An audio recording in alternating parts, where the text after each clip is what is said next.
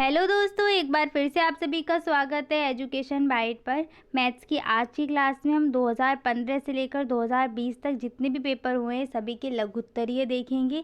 ठीक है, ये जो पेपर है आपका ये 2020 में हुआ था।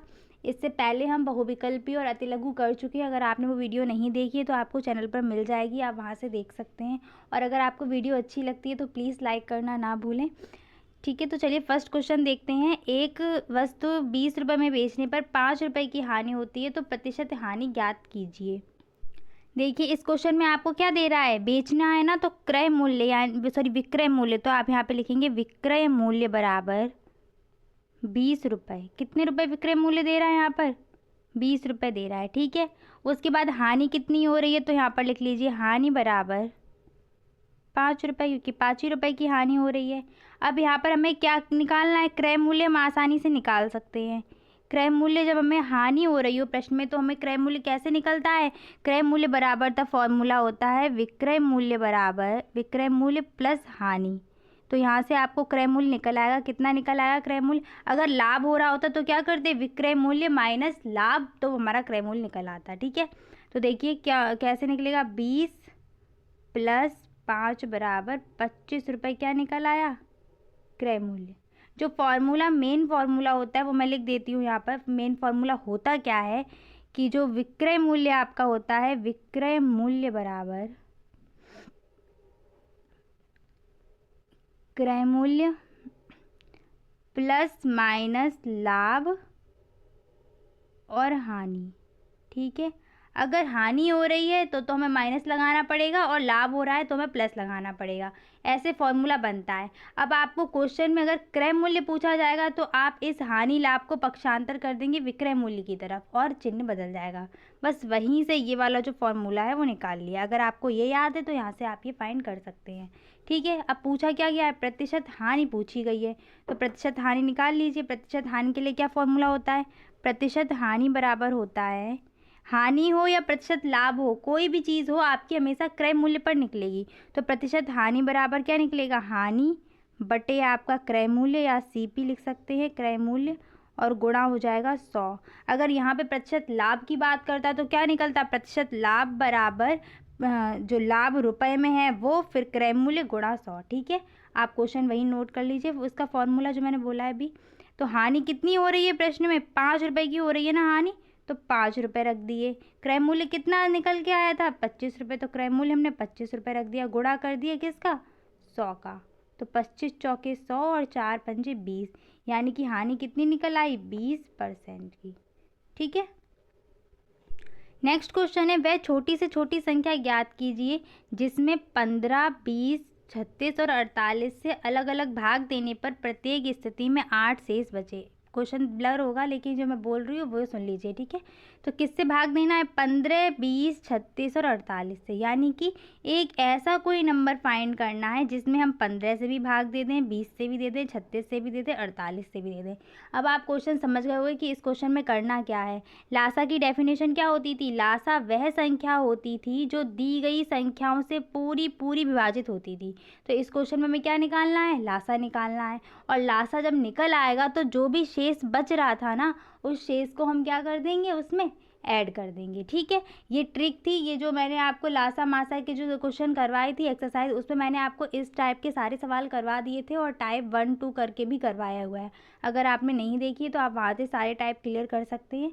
तो चलिए इस वाले टाइप को देखते हैं, किस किस से भाग देना था। तो 15 लिख लिया, यहाँ पर 20 लिख लिया, 36 लिख लिया और क्या निकल लिया, 48। ठीक है, इसका हमें लासा निकालना है। तो लासा निकालने के लिए कर लीजिए, सबसे पहले किससे कट रही है, 2 से कट रही है तो 2 से काट दीजिए। यहाँ पर 15 का 15 ही रहेगा, यहाँ पर 10 हो जाएगा, यहाँ पर 18 हो जाएगा, और 2 दूनी 4, 2 चौके 8। ठीक है, फिर 2 से काट लीजिए, यहाँ 15 का 15 ही रहना है, 2 पंजे 10, 2 निम 18 और 2 एकम 2, 2 दूनी 4। ठीक है, फिर 2 से कट जाएगा तो यहाँ 15 का 15 ही रहेगा, फिर यहाँ पे 5 हो जाएगा, यहाँ पे 9 और 2 छिंग 12। ठीक है, फिर 2 से काट दीजिए, तो यहाँ पर 15 का वैसे ही रहना है, फिर 5 पे भी नहीं जाएगा, 9 पे भी नहीं जाएगा, फिर किस में जाएगा, 2 3 6। अब 3 से चला जाएगा आपका, 3 पंजे 15, 5 वैसा ही रहेगा, फिर 3 तिरका 9, 3 एकम 3, फिर 3 से चला जाएगा तो 5 वैसे का वैसे ही रहेगा, यहाँ भी 5 रहेगा, यहाँ पर 3 एकम 3 हो जाएगा, फिर 1, फिर अब 5 से चला जाएगा। ठीक है, तो यानी कि हमें कितने मिल गए, 2 गुणा 2 गुणा 2। ठीक है, 1 2 3 4 बार 2 है, फिर 2 बार 3 है आपका, गुणा 3 और फिर आपका 1 बार 5 है। ठीक है, 5 लिखा हुआ है ये। अब इन सब का क्या कर लेंगे, मल्टीप्लाई कर लेंगे और हमारा क्या निकल आएगा, लासा निकल आएगा। तो चलिए इनका मल्टीप्लाई कर लीजिए। 2 दूनी 4, दूनी 8, दूनी 16, 16 पंजे 80 हो गया और 3 तिरका 9, 9 अट्ठे 72 और ये 720 आपका क्या निकल आया, 720 लासा निकल आया। ठीक है, अब हमने क्या बोला था कि लासा में क्या ऐड कर देंगे, जो भी शेष प्राप्त हो रहा था, शेष कितना प्राप्त हो रहा था, 8 प्राप्त हो रहा था, तो 8 प्राप्त हो गया, शेष ऐड कर दिया तो क्या संख्या निकल आएगी, तब संख्या निकल आएगी 728। और जो आपका आंसर होगा वो वही संख्या होगी जो ऐड करने के बाद प्राप्त होगी, यानी कि इस क्वेश्चन का क्या आंसर निकल आएगा, 728। ठीक है, इसका आंसर निकल के आएगा 728। नेक्स्ट क्वेश्चन क्या है, एक रेलगाड़ी जिसकी लंबाई 30 मीटर है 120 मीटर लंबे प्लेटफॉर्म को 12 सेकेंड में पार करती है, तो रेलगाड़ी की चाल ज्ञात कीजिए। जो ये रेलगाड़ी वाले क्वेश्चन होते हैं इसमें आपके 2 टाइप से क्वेश्चन आने हैं। तो एक चीज़ ध्यान रखिए, एक बार बोलेगा कि रेलगाड़ी जो है वो किसी खंबे को क्रॉस कर रही है। ठीक है, और एक बार बोल सकता है कि रेलगाड़ी किसी प्लेटफॉर्म को क्रॉस कर रही है। ठीक है, 2 चीज़ आनी है, एक बार शायद प्लेटफॉर्म बोलेगा आपको और एक क्वेश्चन में खंबा बोल सकता है। तो इन दोनों स्थिति में याद रखना कि दूरी क्या बनती है। देखिए फॉर्मूला होता क्या है, चाल बराबर दूरी बटे समय। ये आपका साइंस में भी काम आएगा अगर वहाँ इससे न्यूमेरिकल पूछता है तो चाल बराबर दूरी बटे समय होता है। समय आपको 12 सेकेंड मिल गया है। ठीक है, और ये कहते हैं कि चाल हमें ज्ञात करनी है। अब दूरी कहाँ से निकालें, तो दूरी के लिए मैं आपको बता रही हूँ कि अगर आपके पास रेलगाड़ी किसी खंबे को पार करेगी तो जो दूरी बनेगी वो क्या बनेगी, रेलगाड़ी की लंबाई ही बन जाएगी। रेल की जो लंबाई होगी ना वो दूरी बन जाएगी। लेकिन अगर बाई चांस रेलगाड़ी ने किसी प्लेटफॉर्म को पार किया तो जो दूरी बनेगी वो क्या बनेगी, रेल की लंबाई और प्लस बनेगी आपकी प्लेटफॉर्म की लंबाई। ठीक है, प्लेटफॉर्म की लंबाई, इन दोनों को ऐड करने के बाद आपको दूरी मिलेगी।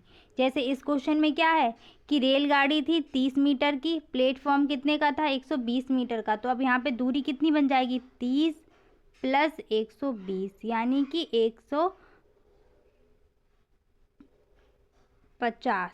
ठीक है, 150 मीटर की आपकी दूरी बन जाएगी। ठीक है, और समय तो आपको दिया ही है 12 सेकेंड। तो चलिए क्वेश्चन सॉल्व करते हैं। तो देखिए दूरी बराबर वही लगा देंगे, यहाँ पर लिख देंगे प्रश्न में, चूँकि रेलगाड़ी प्लेटफॉर्म को क्रॉस कर रही है इसलिए रेलगाड़ी जो दूरी हो जाएगी वो क्या हो जाएगी, रेलगाड़ी की लंबाई प्लस प्लेटफॉर्म की लंबाई।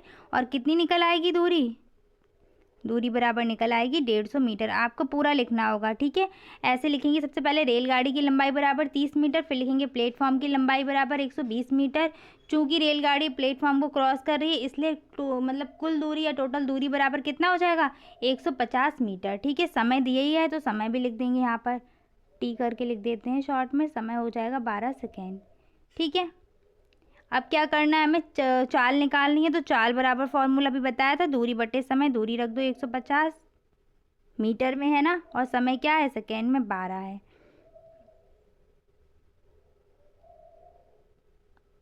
बारह सेकेंड और क्या है मीटर में। ठीक है, चलिए अब हमें करना क्या है, इस प्रश्न में किलोमीटर और घंटे में आंसर निकालना है। तो उसके लिए हमें क्या करना पड़ेगा, इन मात्रकों को चेंज कर देंगे। कैसे करेंगे, देखिए 150 यहाँ पर लिखा रहने दिया।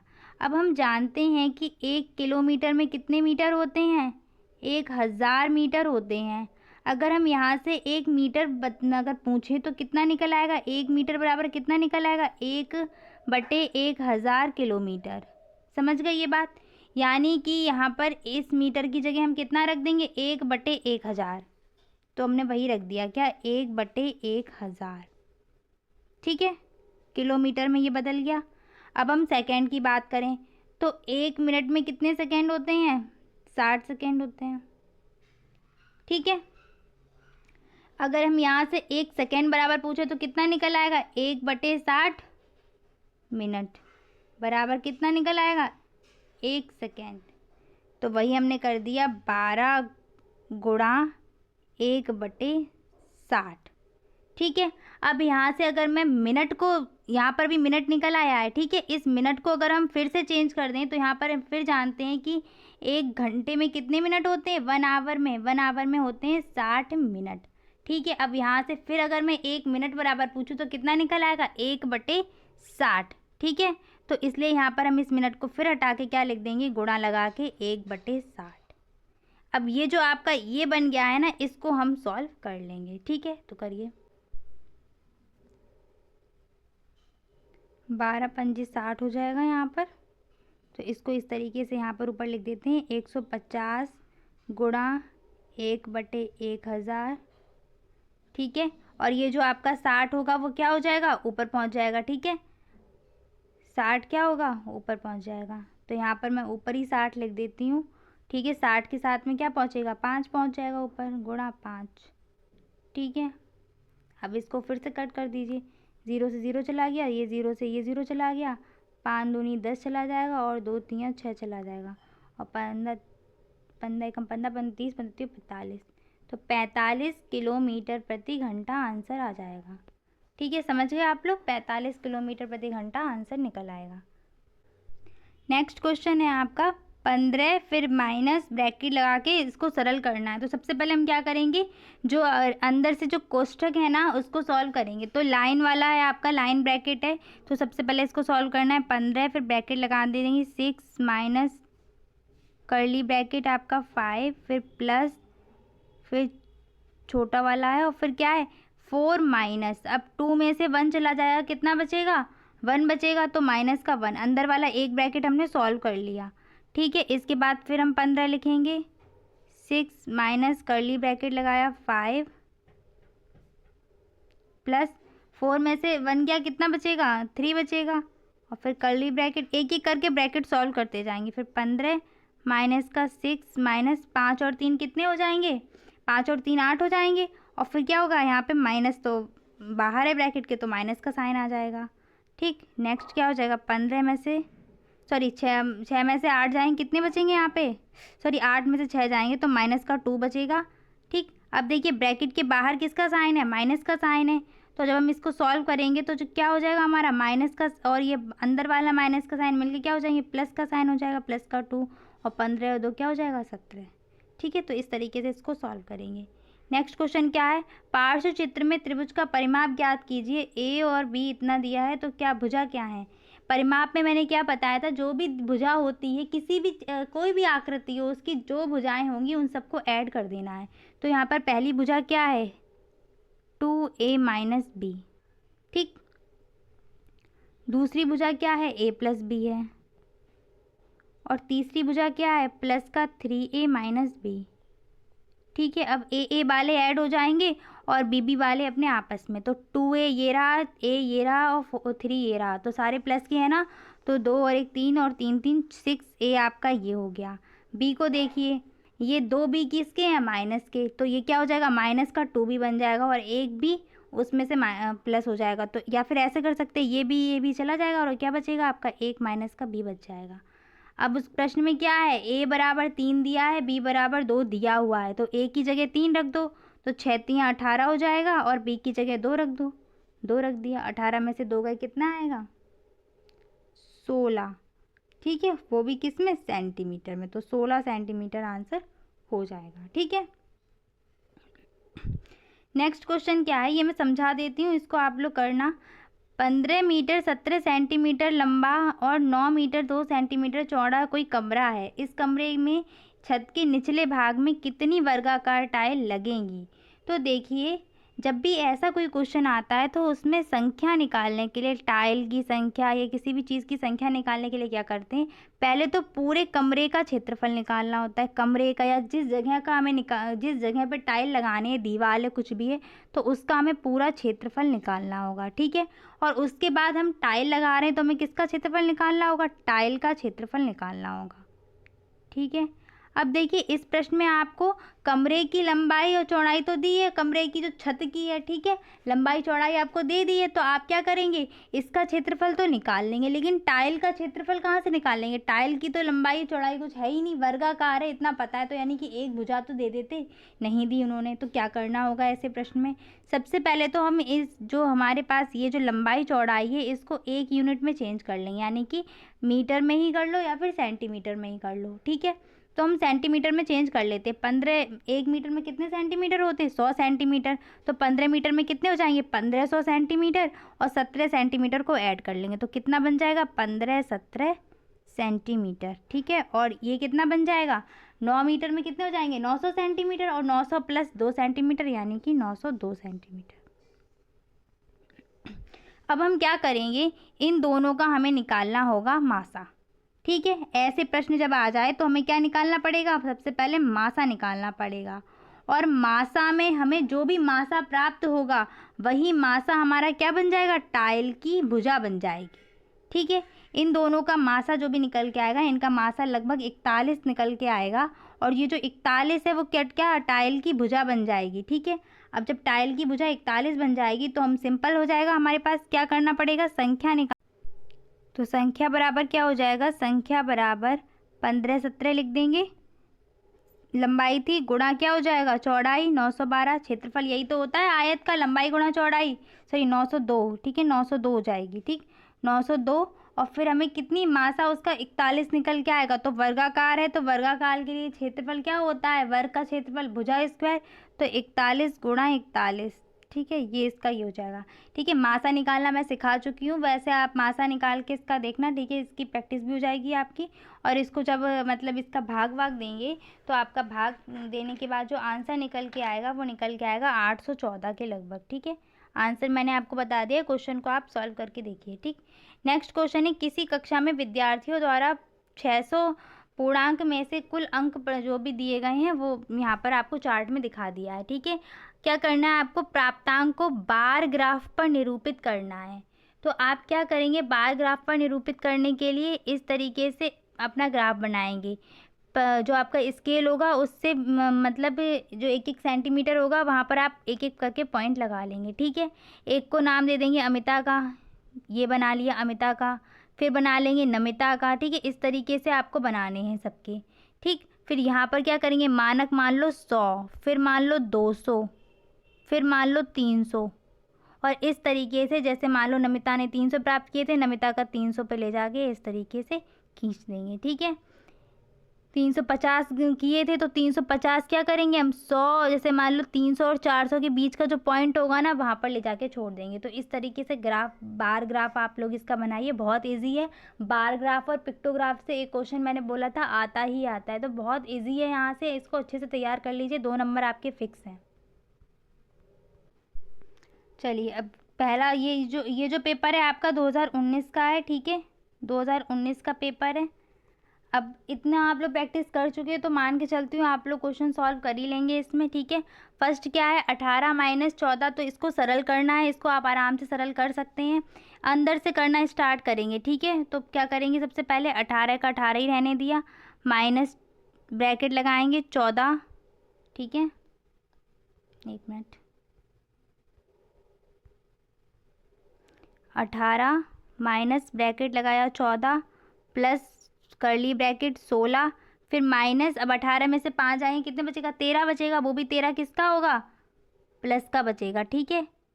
एक स्टेप बढ़ना एक्स्ट्रा कर लीजिए, 18 फिर माइनस क्या हो जाएगा 14 प्लस 16, अब ये 13 अभी यहाँ पर किसका है, प्लस का है, पर जब ब्रैकेट खोल देंगे तो किसका हो जाएगा, माइनस का हो जाएगा, ठीक है। फिर क्या हो जाएगा, 18 माइनस का 14 प्लस कितना हो जाएगा, 16 में से 13 जाएगा, कितना बचेगा, 3 बचेगा, ठीक है। अब 14 और 3 ऐड होके कितना हो जाएगा, 18 माइनस का 14 और 3 कितना हो जाएगा, 17 हो जाएगा, और 17 बाहर आके माइनस का 17 यानी कि 1 आंसर हो जाएगा आपका, ठीक है। इसका आंसर कितना निकल आएगा, 1। नेक्स्ट क्या है, पटरी और प्रकार की सहायता से 90 अंश का कोड बनाना। तो अगर आपने वीडियो नहीं देखी है 90 अंश के कोड की, मैं आपसे यही दूंगी राय कि अगर आपने वीडियो देख ली है तो अच्छी बात है, अगर नहीं देखी है तो छोटी सी होगी, उसमें 60, 90 और 120 यही 3 कोड आने हैं और यही 3 मैंने बहुत अच्छे से सिखाए हैं। ठीक है, तो आप वहाँ से इस क्वेश्चन को क्लियर कर लीजिए। नेक्स्ट है 14 क्वेश्चन। राम ने 300 रुपये में एक रेडियो खरीदा, वह उसे कितने रुपए में बेचे कि उसे 20% का लाभ हो। तो इस प्रश्न के लिए मैंने आपको एक फॉर्मूला लिखाया हुआ था, वो क्या था, SP बराबर CP मल्टीप्लाई 100 प्लस माइनस लाभ हानि। ठीक है, वो भी प्रतिशत वाली, लाभ हानि और बटे क्या हो जाता है, 100 हो जाता है। क्या बोला है, 300 रुपये में रेडियो खरीदा है, यानी कि CP यहाँ पर कितना दिया है, 300, और उसे कितना हो रहा है, लाभ हो रहा है किसका, 20 का। तो क्या होगा, 100 प्लस लाभ, यानी कि 120 लाभ हो जाएगा, और बटे क्या हो जाएगा, 100। चले गए 12 3 12 का मान जी 24 बात 36, यानी कि 360 रुपये जो है आपको क्या निकल आएगा, SP निकल आएगा। ठीक है, नेक्स्ट क्वेश्चन क्या है, वह बड़ी से बड़ी संख्या बताइए जिससे 49, 59 और 109 को भाग देने पर शेष फल क्रमशः 1, 3 और 5 रहे। यानी कि कोई ऐसी संख्या निकालनी है हमें जिससे हम 49 में भाग दें और 59 में भाग दें और 109 में भाग दें, तो हमें क्या क्या शेष प्राप्त हो, 1, 3, 5। ठीक है, ये शेष प्राप्त हो। तो ऐसे प्रश्न के लिए मैंने क्या बताया, सबसे पहले तो आप समझ गए मासा कि ऐसी संख्या मासा होती है जिससे दी गई संख्याओं को पूरा पूरा हम काटते हैं। ठीक है, तो देखिए अब मासा तो निकालना है, पर मासा निकालें कैसे। तो मासा निकालने वाली जो ट्रिक थी उसमें क्या था, जो भी शेषफल प्राप्त हो रहा है पहले उस शेषफल को माइनस कर दीजिए, यानी कि 49 में से कितना माइनस करेंगे, 1, तो कितना बचेगा, 48। नेक्स्ट क्या है, 59 में से हमें कितना माइनस करना है, 3, तो कितना बचेगा, 56। नेक्स्ट क्या है, 109 में से 5 माइनस करेंगे, कितना बचेगा, 104। अब इन ये जो निकल के आई संख्या 48, 56 और 104 का मासा निकाल लीजिए, वही आपका आंसर हो जाएगा। ठीक है, नेक्स्ट क्या है, 5a² प्लस 4a माइनस 2 का मान ज्ञात कीजिए अगर a बराबर कितना है, -2 है। तो इस प्रश्न में क्या करना है, आपको बस मान रख देना है किसका, a का। तो 5 मल्टीप्लाई a² यानी कि a का मान रखेंगे तो क्या हो जाएगा, -2 का होल स्क्वायर, फिर प्लस क्या हो जाएगा, 4 मल्टीप्लाई -2, फिर -2 जैसा वैसे हो जाएगा। ठीक है, 2 दूनी 4, और देखिए माइनस का है ना, 2 बार मल्टीप्लाई करेंगे तो साइन किसका हो जाएगा, प्लस का। तो 4 यहाँ पे किसका निकल आएगा, प्लस का, यानी कि 5 गुणा 4। ठीक है, फिर प्लस का साइन लगाया हमने, 4 में 2 का किया तो 4 दूनी 8, लेकिन माइनस था ना, तो माइनस की वजह से जो 4 है वो भी किसका हो जाएगा, माइनस का हो जाएगा। ठीक है, तो यहाँ पर क्या आएगा, -8 और -2। ठीक है, 5 चक्कू 20, -8 और -2 ऐड हो जाएंगे तो -10 हो जाएगा, और 20 में से 10 जाएगा तो क्या बचेगा, 10, यानी कि इसका आंसर कितना आएगा, 10 आएगा। ठीक है, नेक्स्ट क्वेश्चन है 17, नीचे दिए गए चित्र को देखकर निम्नलिखित प्रश्नों के उत्तर दीजिए। 3 त्रिज्याओं के नाम लिखने हैं। ठीक है, तो 3 त्रिज्याओं के नाम लिखने, केंद्र आपको सेंटर O दिया है, तो एक त्रिज्या क्या बन जाएगी, OC बन रही है ना, OC। ये देखिए एक त्रिज्या सेंटर ये है, तो एक OC त्रिज्या बन रही है, एक OA बन रही है और एक OB बन रही है। तो त्रिज्याओं के नाम क्या हो जाएंगे, OC, OA और OB। ठीक है, ये O बने हुए हैं, O। ठीक, 3 जीवाओं के नाम लिखिए। तो जीवाएं क्या होती हैं, जो मतलब कि वृत्त की परिधि पर 2 बिंदुओं को मिला रही हों। तो पहली जीवा क्या हो जाएगी, AB, दूसरी हो जाएगी AC और तीसरी हो जाएगी BC। तो जीवाओं के नाम क्या हो जाएंगे, AB, BC और AC। ठीक है, वृत्त के व्यास का नाम लिखिए। तो जो ये वाली जीवा है ना, AC वाली, ये सबसे आपको पता होगा जो वृत्त का सबसे बड़ी जीवा होती है वो क्या होती है, वृत्त का व्यास ही होती है। तो व्यास और जीवा यहाँ पर आपको एक कॉमन मिलेगी, कौन सी, AC वाली। वृत्त के केंद्र का नाम बताइए, तो केंद्र तो O हो ही जाएगा। ठीक है, नेक्स्ट क्वेश्चन क्या है, सलमा अपनी बहन रेशमा से 10 वर्ष बड़ी है। 4 साल पहले सलमा की आयु रेशमा की आयु की 2 गुनी थी, तो सलमा और रेशमा की वर्तमान आयु ज्ञात कीजिए। ठीक है, सलमा अपनी बहन रेशमा से 10 वर्ष बड़ी है, यानी कि ये अभी की बात हो रही है। ठीक, तो देखिए सलमा अपनी बहन रेशमा से बड़ी है ना, तो रेशमा की हम आयु मान लेते हैं X, रेशमा की आयु हमने मान ली x, तो यहाँ से सलमा की आयु कितनी निकल आएगी? सलमा 10 वर्ष बड़ी है ना, तो सलमा कितनी आ जाएगी? x + 10 आ जाएगी। अब क्या कह रहा है वो? 4 साल पहले, तो 4 साल पहले, पहले तो इनकी आयु निकाल लो। 4 साल पहले रेशमा की आयु कितनी बनेगी? 4 साल जैसे मान लो अभी आप कितने साल के हो? 20 साल के हो, ठीक है। 4 साल पहले आप कितने साल के होगे? तो 20 - 4 16 के होगे ना, तो वही हो गया x - 4। सलमा की कितनी बन जाएगी? x + 10 - 4। तो यहाँ से कितनी निकल आएगी? x + 6 निकल आएगी। निकल आएगी कि नहीं? 4 साल पहले की बात कर रही है। 4 साल पहले था क्या कि सलमा की आयु रेशमा की आयु की 2 गुनी थी, यानी कि सलमा की आयु कितनी थी? x + 6 हमारे अकॉर्डिंग निकल के आई है। पर प्रश्न के अनुसार क्या बोल रहा है कि रेशमा की आयु की 2 गुनी थी, और रेशमा की 4 साल पहले कितनी थी? x - 4, वो भी इसकी क्या थी? 2 गुनी थी।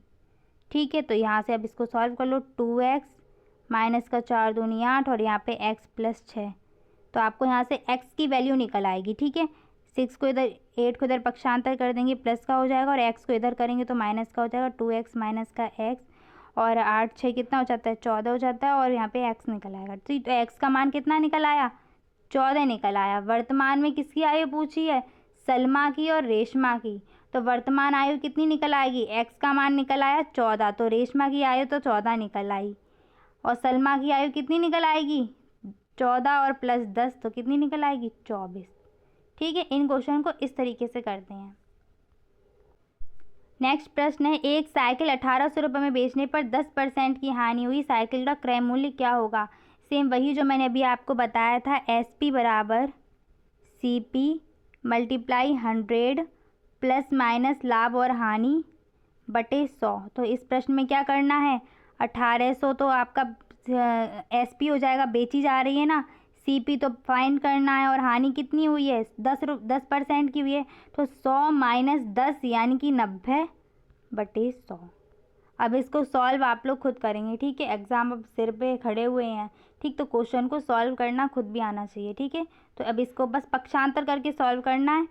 0 से 0 चला जाएगा, इधर पक्षांतर कर दीजिए, करवा ही देते हैं हम। 1800 बटे का 9 हो जाएगा, और ये गुणा में 10 चला जाएगा। ठीक है, 9 दूनी 18, तो 200 हो जाएगा, और यहाँ पर आपका जो 10 का मल्टीप्लाई होगा तो कितना निकल आएगा इसका आंसर? 2000।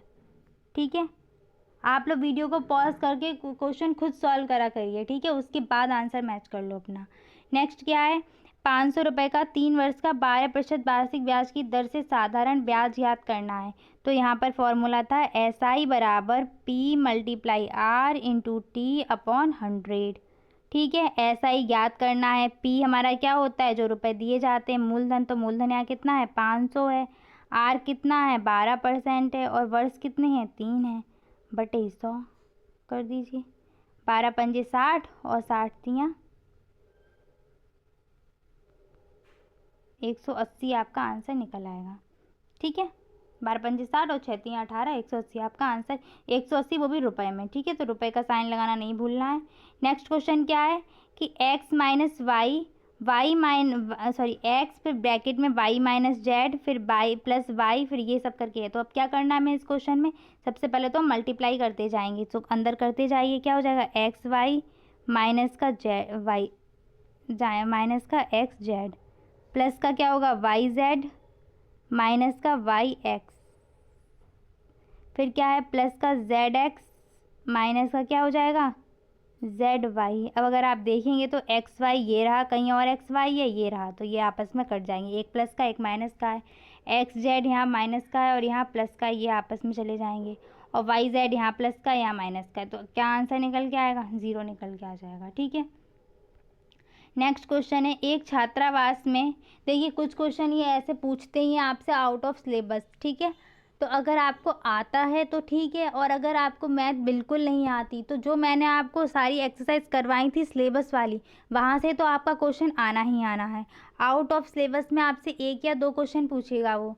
ठीक है, तो आप बस इतना तो कर लें कि खुद पास हो जाएं, वरना मैथ्स में बहुत बच्चे फेल होते हैं। 12 नंबर आपको सिर्फ लाने हैं, तो मैंने आपको जो जितनी वीडियो मैंने करवा दी है, अगर आप उसमें इजी टॉपिक जो भी हैं उनको भी अच्छे से तैयार कर लेंगे तो 12 तो आसानी से ले आएंगे, ठीक है। और जिनका स्ट्रॉन्ग पॉइंट है मैथ में तो वो 25 आराम से ला सकते हैं, बस आपको लिखने का तरीका थोड़ा अच्छा लिखना है, ठीक है। तो छात्रावास में कितने हैं? 50 छात्रों के लिए 40 दिन की भोजन सामग्री है। यदि छात्रावास में 30 छात्र और आ जाएं तो भोजन सामग्री कितने दिन चलेगी? तो इसका जो फॉर्मूला होता है वो MDH वाला होता है, MDH अपॉन वर्क करते हैं, ये 1 करके होगा, और MDH 2 वाला, और ये मतलब इनके सफिक्स में 1 लगा हुआ है और इनके सफिक्स में 2 लगा हुआ है, ठीक है। अब देखिए M से क्या है? मैन यानी कि आदमी, ठीक है। D होता है दिन, और H होते हैं आवर, W होता है वर्क। जो क्वेश्चन में दिया हो वो लगाना है और जो नहीं दिया उसको हटा देते हैं। तो क्या करना है इस क्वेश्चन में? 50 छात्र यानी कि 50 आदमी हैं, ठीक है, बच्चे हैं 50, गुणा दिन कितने हैं? 40 हैं, ठीक है, बराबर दूसरे कितने हैं? यदि 30 छात्र और आ जाएं तो 50 में 30 ऐड करेंगे कितना हो जाएगा? 80। और भोजन सामग्री कितने दिन चलेगी? तो दिन के लिए हमने D लगा दिया। अब बस पक्षांतर करके हमें सॉल्व कर लेना है। 50 गुणा 40 बटे 80, 4 दूनी 8, और 2 से ये चला जाएगा 25 बार, यानी कितने दिन निकल आएंगे? 25 दिन निकल आएंगे, ठीक है। इस क्वेश्चन का आंसर कितना हो जाएगा? 25। नेक्स्ट क्या है?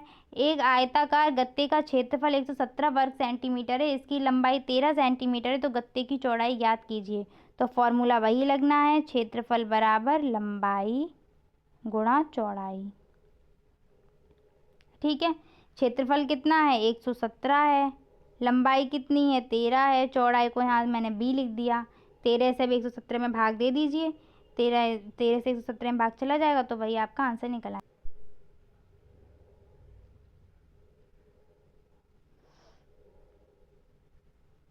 B बराबर 9 सेंटीमीटर, ठीक है। तो 9 सेंटीमीटर आंसर निकल आएगा।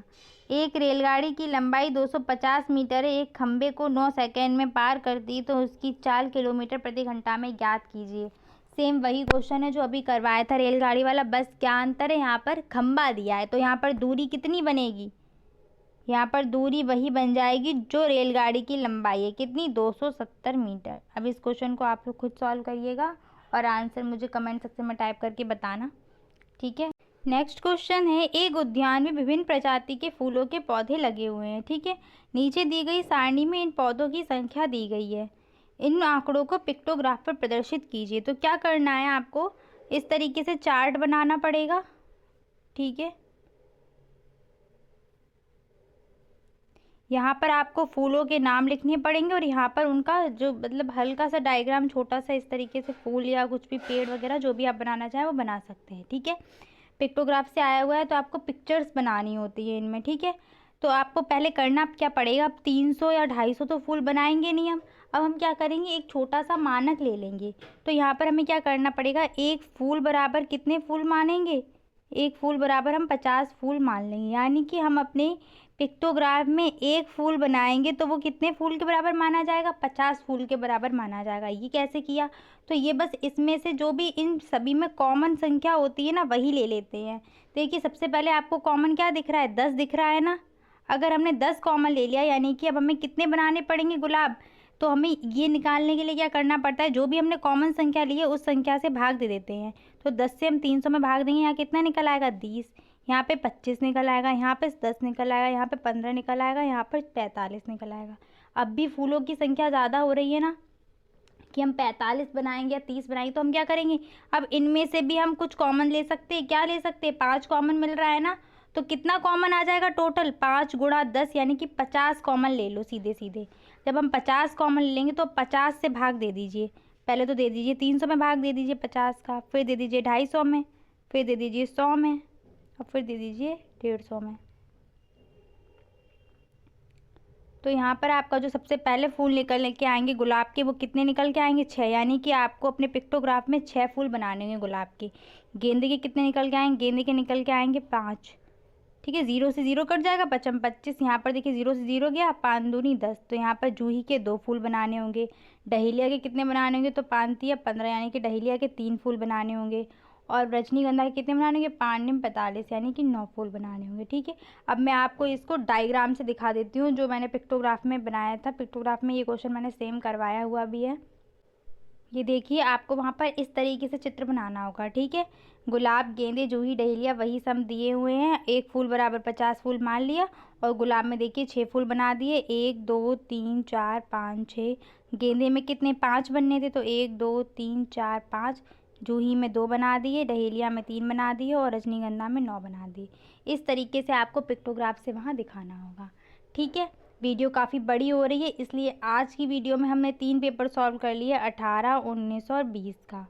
ठीक है, नेक्स्ट वीडियो में हम 15, 16 और 17 का सॉल्व कर लेंगे। ठीक है, ये आज शाम तक मिल जाएगी आपको, नहीं तो कल पक्का मिल जाएगी। ठीक है, आज की क्लास में बस इतना ही। Thanks for watching and please like, share and subscribe my channel. Bye bye, take care.